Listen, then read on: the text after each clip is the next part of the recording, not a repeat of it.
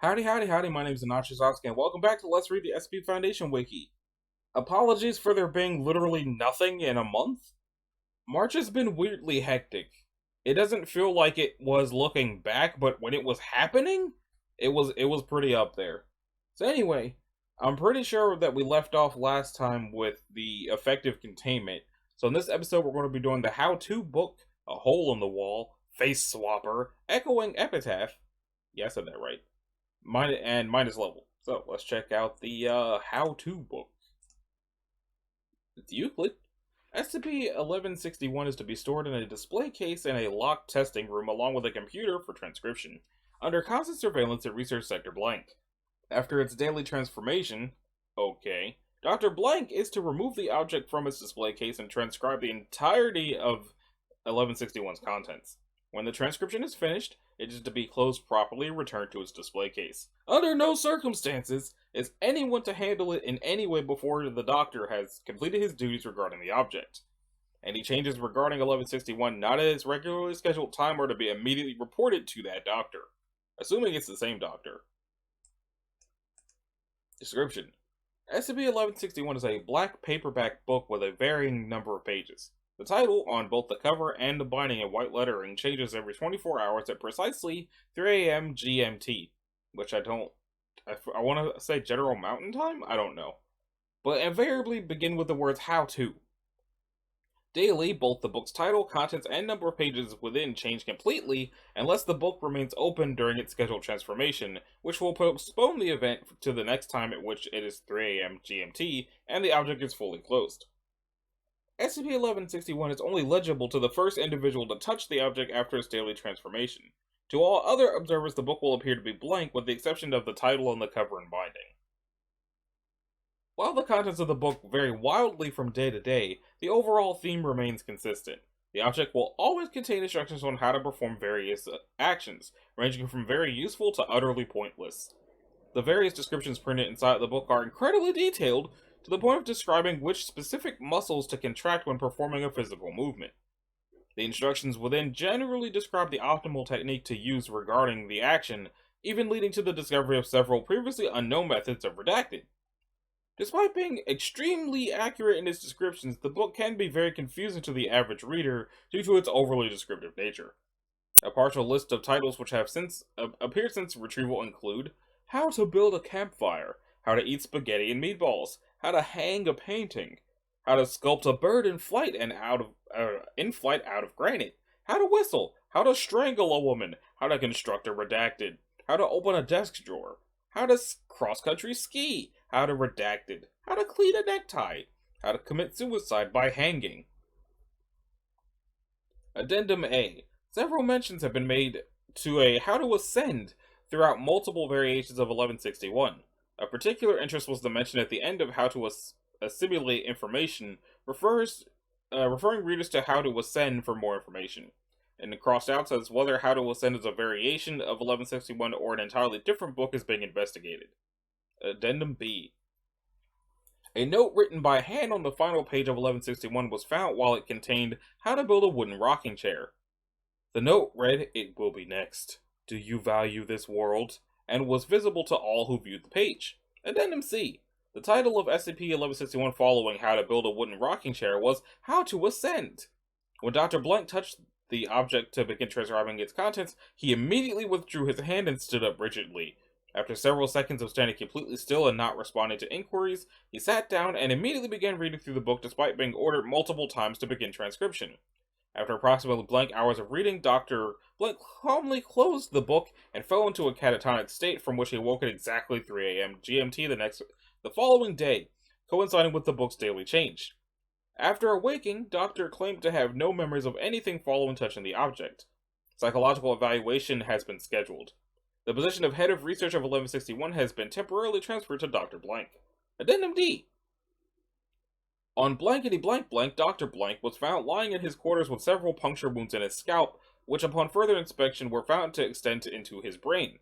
A battery-powered drill gripped in his hand suggests the injuries were self-inflicted. Though currently in a comatose state, tests have shown Dr. Blank's brain to be processing information at a highly accelerated rate. Reclassification as Euclid requested. Granted.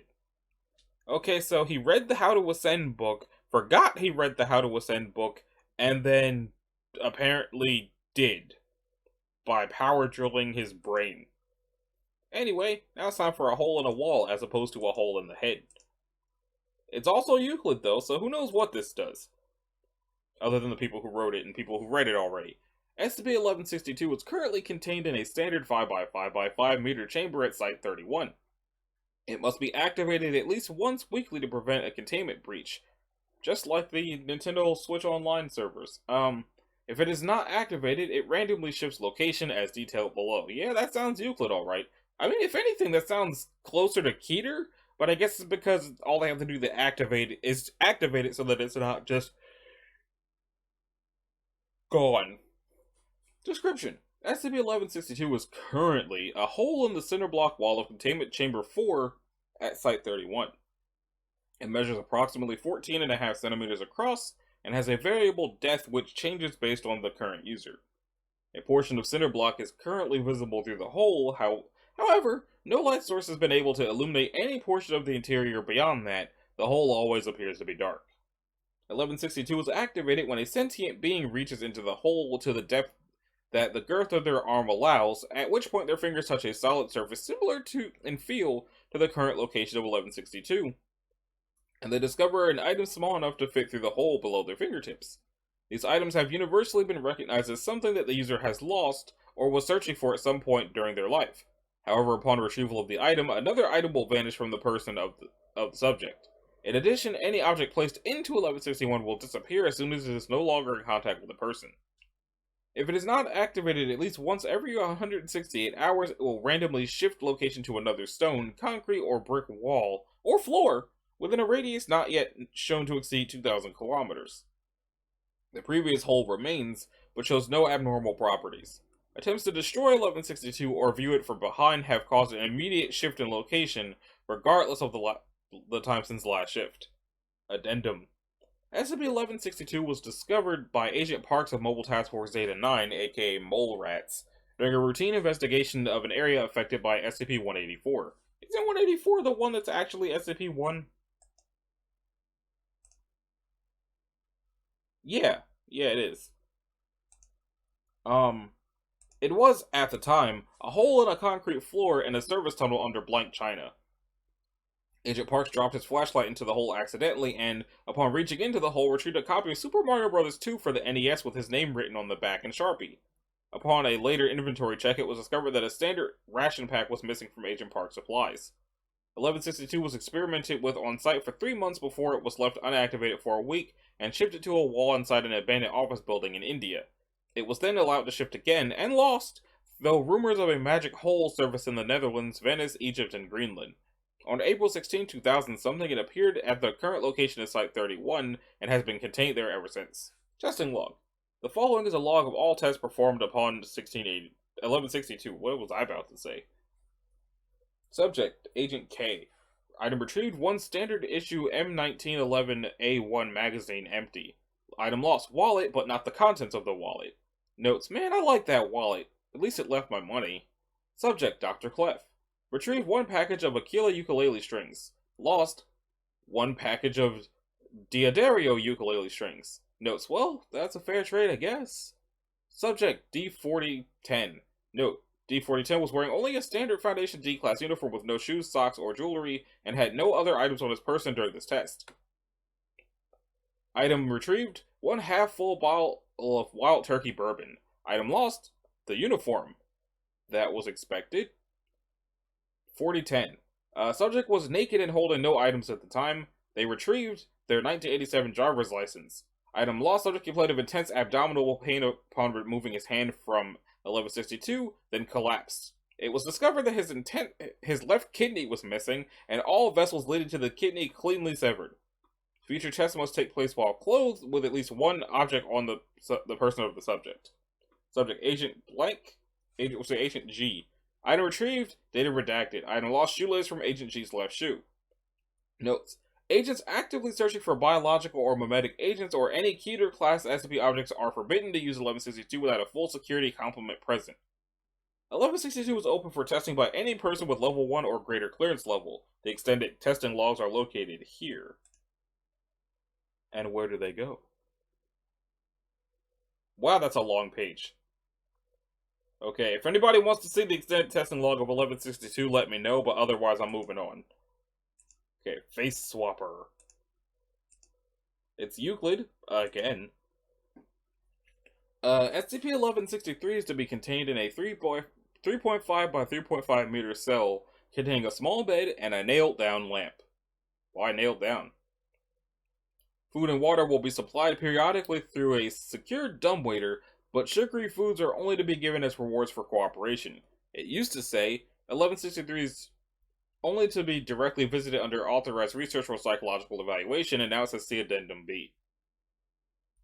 When meeting Foundation staff, both the staff member and 1163 must be contained before meeting to prevent a containment breach caused by their anomalous properties. All other verbal interaction with 1163 is to be performed through the intercom system.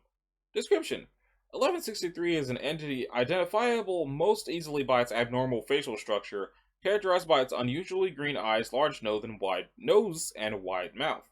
When a human is in sight of 1163, it is capable of immediately causing the other party's face to restructure into that of 1163, while 1163 will restructure its face into that of the other party.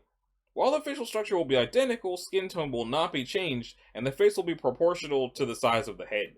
After the faces are switched, a process that takes between 3 and 12 seconds, depending on structural differences, the body that has the face of 1163 will be controlled by 1163, while the body with the face of the other party will be fully controlled by the other party, as if it was their own body. It is fully capable of switching back and forth, and there seems to be no limit to the amount of time 1163 can spend with a body, or how rapidly it can switch between them. Though the facial structure shifts, the tissue is the same, and any blemishes, marks, scars, facial hair, or wrinkles will be conserved. A person missing part of their face will not have the part recovered by the introduction of 1163. It appears to have a mental capacity similar to a child around 6 years old. It is cooperative, and in particular is easily coerced with sweet foods. It will readily communicate verbally, but does not seem to suffer from boredom or loneliness when not spoken to. Though the body used seems to have some effect on the voice, 1163 generally has a high-pitched voice and a noticeable stutter. It currently inhabits the body of a Caucasian male D-class. The body that the D-817 was switched into was immediately terminated to avoid complications. Recovery information. SCP-1163 was discovered in the small town of Blank, Pennsylvania, where several friends and relatives that previously reported the residents having drastically changed appearances. Police were skeptical and refused to begin a formal investigation themselves before the Foundation became involved. When investigated by Foundation agents, it was found that during the attempts to avoid notice, it had exchanged the faces of a large portion of the town. 1163 was then found by Foundation agents hiding inside an abandoned house under severe distress. Through the use of an agent's bag of blank brand candy, 1163 was easily convinced to enter the custody of the Foundation. Addendum A. It has been found that excessive contact with 1163's anomalous properties can cause detrimental physical effects. Continuous changing of facial structure, especially between two states with differently sized eyes, can cause accelerated vision loss. A human who has been in control of a body of a different sex may experience issues with bladder control. Okay. Addendum B. 1163 attempted to breach containment during an interview with Agent Blank, where 1163 uses anomalous property to switch bodies with the agent and attempted to impersonate her. Though this goes beyond the initial estimate of their understanding of its own properties, it is still not complete, as it believed itself to fully resemble Agent Blank. After incapacitated and returned to its cell, 1163 was convinced to return Agent Blank to her original body. Individual meetings with 1163 are no longer authorized. Okay, interview 1. Let's see. SCP-1163 is introduced to Dr. Blank 2 weeks after recovery in order to gain more information on their knowledge of its own abilities. Dr. Blank was supplied with 3 Blank brand chocolate bars, probably Hershey's. The doctor was previously trained to work with children. Hello, SCP-1163. My name is Dr. Blank. How are you doing? Okay. I'm going to have to ask you a few questions. Is that alright? He just said I could have some candy. You can have some if you cooperate. Level 63 refuses to speak or make eye contact after hearing this until Doctor gives them one of the chocolate bars, which is immediately placed into a pocket. Are you ready to answer questions now? 1163 nods. Can you tell me what your name is? No. Alright, do you mind if I call you SCP-1163? That's okay. Do you know how old you are? No, I'm sorry. That's fine. What's the earliest event you can remember? I remember going into a town. Do you mean blank? I don't know. Do you remember ever leaving a town? I don't remember. 1163 becomes fairly upset and refuses to respond. Instead, they silently eat the candy bar. By the time they're finished, the doctor is able to resume the interview. So, SCP-1163, when you were in blank, you caused a lot of people a lot of trouble. They don't respond to this. Do you feel bad about this at all? Feel bad about what? When you move through the different people, you move them into different bodies also, and this made them unhappy. Why? They felt uncomfortable when they had to change what the rest of their bodies look and feel like. I don't understand. What rest of bodies changed? When you moved through the people in blank, you made them move into bodies that they weren't born into. Born into? I don't understand. They became extremely distressed and refused to respond further even when given the remaining candy bars. Closing statement. The doctor was largely unsuccessful at getting more information on SCP-1163's awareness of anomalous properties, but results of this interview show that the subject is largely ignorant. Later testing revealed that 1163 suffers from apperceptive prosopagnosia? What the heck is that? It's defined as the inability to even perceive or cognitively process the face. Associative that is defined as inability to recognize or apply any meaning to the face despite perceiving it. Okay. Interview 2. Is it the same doctor? SCP was introduced to Agent Blank 2 weeks after the interview with the doctor in an attempt to retrieve more information on SCP-1163's awareness of the subject's own anomalous properties. The agent has previous experiences in investigating or interrogating of children or individuals with cognitive defects. They were also granted 3 chocolate bars. SCP-1163. Yes? Do you have any idea why you're being kept here? Is it because of something I did? That is part of it. Do you have any idea how you are different from the other people you met in blank? They become very distressed at this point, stutter more frequently, but does not refuse to respond. They didn't like me there? They kept moving all around me. It was bad. Do you have any idea why they acted like that around you? No! I tried acting normal, but they kept noticing me and acting like I was scary. Do you understand why they acted that way? Even when you acted normal? No. This interview was performed before it was shown that 1163 suffers from that word that I'm not going to try to say again. It is likely that the subject did not realize how it could be identified by the abnormal face. Do you have any other ideas about how you are different from those other people? They think for a full minute before responding. I think I'm faster?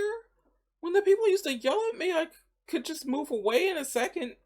And you use this to get away when people are yelling? Yes. Is there any reason why you have not yet tried to breach containment here? Agent was severely reprimanded for suggesting a containment breach to a Euclid SCP. Breaching what? Is there any reason you've stayed here without trying to run away? You act nice sometimes when you're here. People give me candy. I don't want to go back where people yell when they see me. 1163 had not previously been exposed to Agent Blank. End log. Closing statement.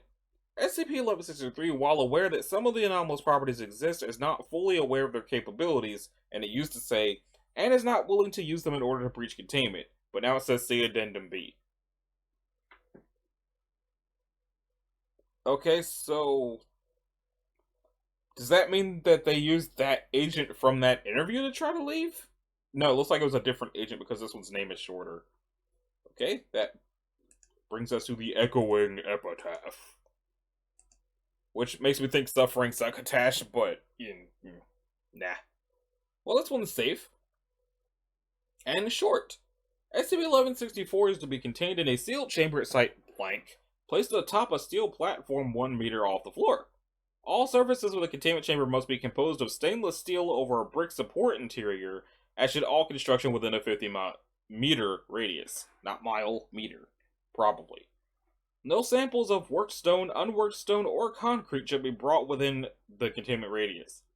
Description: while inert, SCP-1164 resembles a mundane paving slab of poured concrete, 3.6 meters by 4.5 meters by 0.3 meters in dimensions. It exhibits signs of wear and tear consistent with repeated exposure to outdoor elements. It can be handled by remote equipment safely and shows no anomalous properties while being manipulated by such. Tests have shown that 1164 is capable of transferring its anomalous properties in full to any volume of stone or concrete within 25 meters that measures at least 1 by 1 by 0.25 meters, while its previous manifestation becomes inert and non-anomalous. At any time, should a living human being or an article of clothing worn by a living human being make contact with 1164's surface, they will adhere to the object's surface and be unable to remove themselves. Approximately 5 seconds after making contact, the subject will begin to be drawn into 1164, starting at the point of contact, and 4 male humanoid faces will rise out of the top surface of 1164. The subject will be absorbed at a rate of 10 centimeters per second, during which only physical separation from the surface of the object via amputation will halt the absorption. The object's mass does not change during this process, though the rate of absorption is greatly degraded if the subject of the object directly opposite the point of contact is exposed to open air. Only one subject can be absorbed by 1164 at a time, though absorption can be accelerated by having multiple simultaneous points of contact. Subjects being absorbed have described an inability to feel or move any portion of their body inside the object, as if under heavy local anesthetic, though all other motor and cognitive functions remain unimpaired. While the subject is being absorbed, any noises or vocalizations uttered by the subject will be echoed by the 4 manifested faces in the a cappella style of a barbershop quartet. The face closest to the subject of the point of contact will act as the quartet's lead, with the tenor, bass, and baritone proceeding clockwise around the slab. When the subject has been completely absorbed, the protruding faces undergo one of 2 changes. If the absorbed subject was male, the lead face shifts to resemble that of the tenor to that of the bass to that of the baritone, and the baritone face transforms into the face of the absorbed subject. Otherwise, the 4 faces simply rotate their appearance 1 step clockwise, then all 4 faces recede into the surface and disappear. So I guess it's safe because if you don't touch it, then you don't get dragged into a concrete barbershop quartet. It sounds like that one ball of weird wiggly energy from that one Warhammer 40k series on YouTube. I'm not going to pull it up, but it reminds me of that. And now that brings us to the minus level, which is Euclid Again. SCP-1165 is to remain permanently closed to civilian traffic. Both entrances are to be fenced and marked with quarantine signs in English and Spanish, warning of high concentrations of toxic contaminants. Plainclothes security personnel are to monitor entrances and act as necessary to discourage unauthorized entrance. All businesses with doors or windows facing it are to have said exits walled over, padlocked, or otherwise rendered inaccessible to prevent unsecured access. Any municipal or utility vehicles requiring access to 1165 are to enter by the western entrance and exit by the east entrance only. All survey teams entering are to be accompanied by a squad-strength detachment of MTF Tau 1165 Snickelway. All individuals operating within 1165 are to keep a GPS beacon, wireless communication device, and helmet camera on their person at all times. Surveys are not to enter 1165 at night, or when there's a possibility of electric power outage due to weather grid overload. Any unauthorized persons entering or exiting 1165 are to be detained, debriefed, and administered a Class B amnestic. Any person observed exiting 1165 is to be assumed to be hostile until a contrary determination can be made. Description: 1165 consists of an alley located in blankety blank, and an anomalous urban area connecting to it. The alley runs east to west for approximately 0.3 kilometers in downtown Blank, bisecting the city block created by Blank Street and Blank Street on the east and west, and by Blank Street and Blank Avenue on the north and south. City records indicate that the alley was laid out when the streets of Blank were first paved in the early 20th century. Aside from construction and renovation of abutting structures, utility work, and a repaving in 19-something, it has undergone no significant changes since then. The alley exhibits no anomalous effects to traffic entering from the west or exiting from the east. When a traveler enters the alley's eastern exit and proceeds westward, however, there's a 36% probability that the alleyway will not exit onto Blank Street, but onto a street not accessible by other means. This street connects to a network of other streets that extend outwards in no particular pattern, none of which can be accessed by any means other than the alley. These streets, while almost always meeting at a four-way grid intersections, are highly irregular in layout and begin and end abruptly. Traffic lights, lampposts, and other electronics present within 1165 have power received from an as-yet unidentified source, and function reliably without any indication of human intervention. The streets of 1165 are lined with buildings mostly demonstrating examples of 20th century American architecture. The vast majority of the buildings appear to be of a business storefront or industrial nature. Less than 6% of the buildings surveyed are residential structures.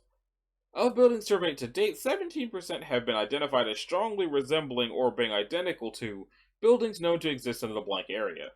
24% have been identified as resembling buildings found in other locations, most notably a 300-meter structure resembling the Eiffel Tower, visible in the distance northeast from the entrance of the alley.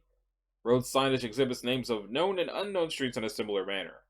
No automobiles or people, except as per Survey Log 1165, have been spotted within SCP 1165, nor any animal or insect life.